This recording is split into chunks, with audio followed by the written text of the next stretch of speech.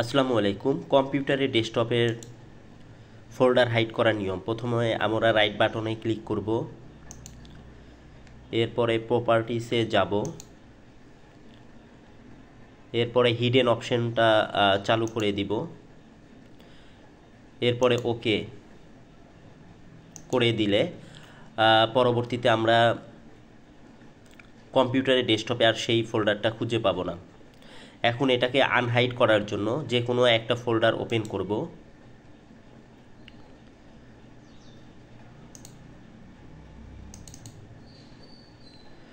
ফোল্ডারটা open করার পরে আমরা ভিউ অপশন পাবো।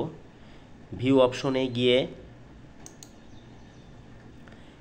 হিডেন আইটেম ক্লিক করে দিলেই সেই ফোল্ডারটি আবার ডেস্কটপে দেখতে পাবো।